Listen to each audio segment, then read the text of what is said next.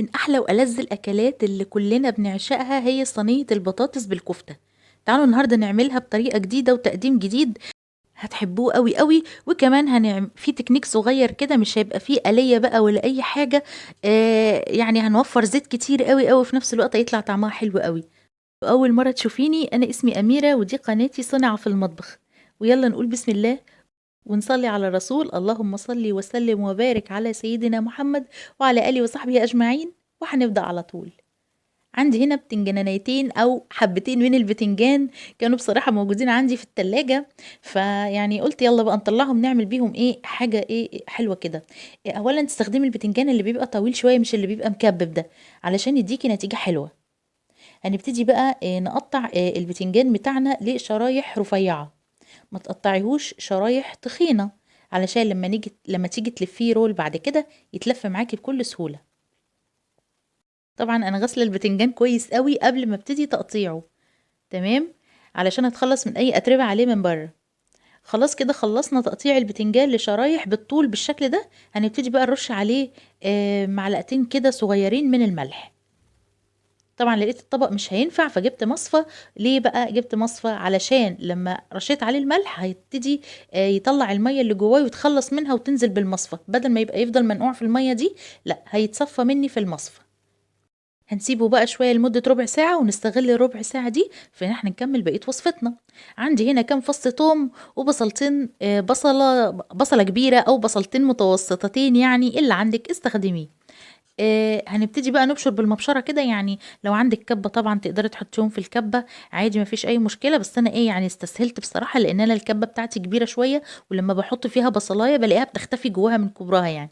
فمعرفش انتوا شفتوها في فيديوهات قبل كده ولا لأ، بس يعني ايه، لو عندك الكبة دي يعني هتستسهلي انك تعملي كده بالمبشرة اليدوي. تمام. هنستخدم برضو التوم، هنبشره برضو كده بايدينا، برضو سهل قوي يعني. او لو عندك توم مفروم في الفريزر موجود عندك، تقدري تاخدي منه قطعة كده وتحطيها بكل سهولة. هنحط بقى بهاراتنا، وهي بهارات بسيطة قوي. معلقة صغيرة من الملح، فلفل اسمر، بابريكا، وكمان هنحط رشة من جوز الطيب. لو ما عندكيش تقدري تستغني عنها تماما، وتحطي بدلها نص معلقة من الكزبرة الناشفة طبعا. كزبرة ناشفة هتديكي تست وطعم حلو قوي. على فكرة يا جماعة، الكزبرة مع التوم مع البطاطس يعني ميكس خطير. هنحط بقى ايه، ده فلفل احمر رومي مفروم. لو عايزاها طبعا سبايسي تقدري تحطي قرن فلفل، تخرطي عليها كده قرن فلفل حامي كده، علشان يخليها سبايسي ومشطشطة وجميلة. هننزل بقى بربع كيلو من اللحمة المفرومة، ونبتدي نعجن كويس قوي. زيادة في الحرص انها ما تفكش معانا، هنحط معلقة من البقسماط الناعم. لكن ما تقلقيش، هي مش هتفك ولا حاجة، ولكن انا قلت زيادة حرص برضو علشان تمتص السوائل اللي نزلت من البصل بتاعنا. خلاص كده هنشتغل بقى بيها على طول. هنصبعها كده بين ايدينا. الاول هنمسك الحتة كده نضغطها كده بين ايدينا بالشكل ده، وبعد كده نصبعها بالشكل ده. اعملي بقى الصباع كبير شوية علشان لما يستوي هيكش. فايه يعني اعمليه كبير شوية، علشان لو عملتيه صغير هيبقى في الاخر كورة، فيعني هيختفي خالص منك. فاعمليه بالشكل الحلو ده علشان يديكي نتيجة كويسة. خلاص هنا كملنا التصبيع بتاعنا. هنحطها بقى شوية في التلاجة على بال ما نروح نشوف البتنجان بتاعنا، علشان تشد شوية. وكمان نخلص البتنجان الحلو اللي عندنا. طبعا انا صفيته من الملح اللي فيه والمية بتاعته اللي نزلت. هنبتدي نحط بقى طاسة على النار. شايفين انا حطيت شوية زيت قد ايه؟ يعني لا يذكروا. اهم حاجة ان النار تكون متوسطة، ما تكونش عالية قوي، علشان يستوي. وما تقلقيش البتنجان هيستوي والله، بيستوي في اقل كمية زيت، مش لازم يعوم في الزيت كده علشان يستوي، لا خالص. وهيديكي نفس نتيجة البتنجان المقلي لو انت مالية الطاسة دي زيت. شايفين ابتدى ياخد لون ازاي وطعمه حلو ازاي؟ هنبتدي بقى نطلعه كده. يا سلام، شفتي وساب كمان نقطتين تلاتة زيت وهي نازله اهي. يعني بصي ما شاء الله، نتيجه حلوه جدا لو انت بتحبي البتنجان المقلي. لو هتعملي بقى المسقعه اللي هي بالفلفل الحراق دي، نتيجه حلوه قوي. تقدري كمان تعملي الفلفل بنفس الطريقه، يعني هتحطي حبه صغيرين من الزيت بس هتهدي النار شويه، وبعد كده تنزلي بالفلفل بتاعك. بنفس الطريقة دي هتقلي في اقل كمية زيت. بصوا انا ما حطيتش زيت تاني في الطاسة، او لو هتحتاجي حطي نقطتين 3 زي ما حطينا كده في اول مرة. بس يا ستي خلصي كده لحد لما تخلصي، كملي على كده يعني لحد لما تخلصي كل الكمية البتنجان اللي عندك. مستوي جدا وحلو جدا وطري جدا وطعمه في منتهى الجمال.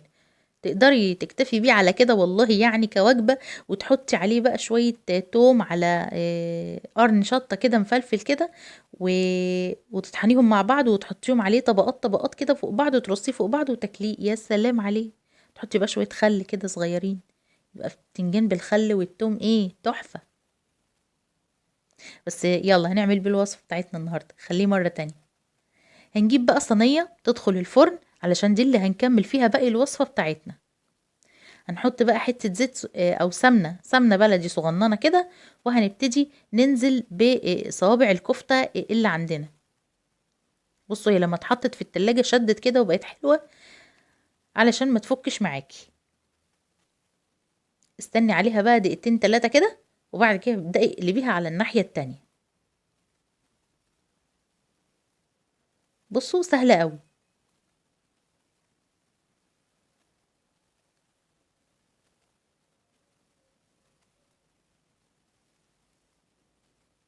قلبي بالراحة بقى علشان هي برضو لسه تعتبر ايه ما دخلتش في السوا. اول لما تدخل في السوا هتشد جامد معاكي ومش هتتكسر ولا يجرى ولا تتفرفت ولا يجرى لها اي حاجة. ولو يعني واحدة اتكسرت معاكي كده نصين مش مشكلة، هنسويها برضو. شايفين بعد لما خدت لون اهي واستوت من كل الاجناب، هنبتدي بقى نخرجها في طبق كده.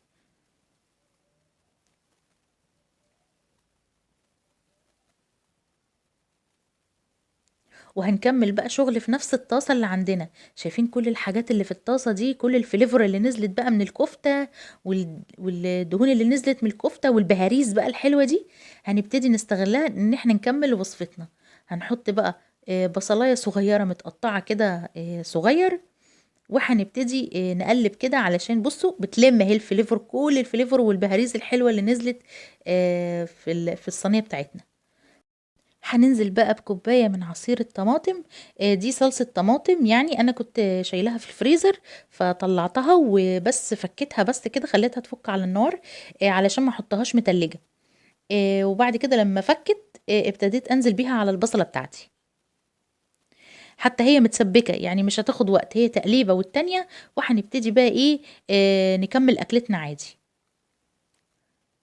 هنحط بقى معلقة من الملح، او اظبطي ملحك زي ما تحبي، معلقة معلقة ونص نص معلقة. وهننزل معلقة صغيرة من الفلفل الاسمر، وكمان هننزل بنص معلقة من الكركم. هندي بقى كل الحاجات دي تقليبة مع بعض كده. وبعدين هنبتدي بقى ننزل بالبطاطس بتاعتنا. هنكون مقطعين 3 حبات او 4 حبات من البطاطس على حسب حجم الصينية اللي انت عايزة تعمليها، وهنبتدي ننزل بيها في الصلصة الحلوة اللي احنا عملناها دي.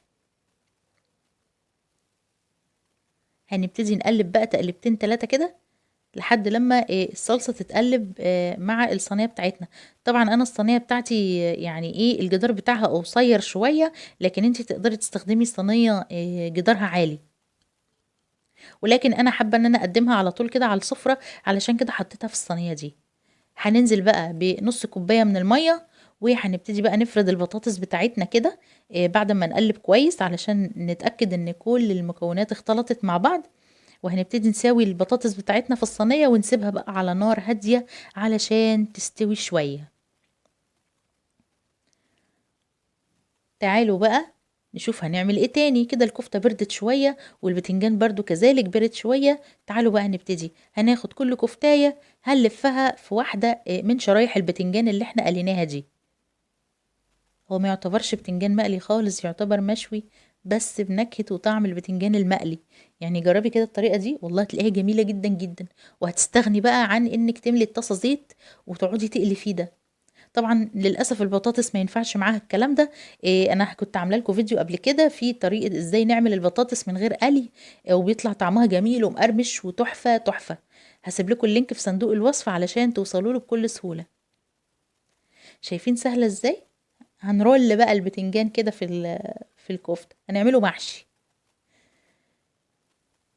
بصوا بقى انا عاملة هنا ايه، شوية رز بالشعرية جميل قوي قوي. طبعا الاكلة دي احلى حاجة جنبها رز بالشعرية، ممكن كمان تتاكل بالعيش كده، شوية مخلل بقى، يا سلام، فضل ونعمة من عند ربنا سبحانه وتعالى.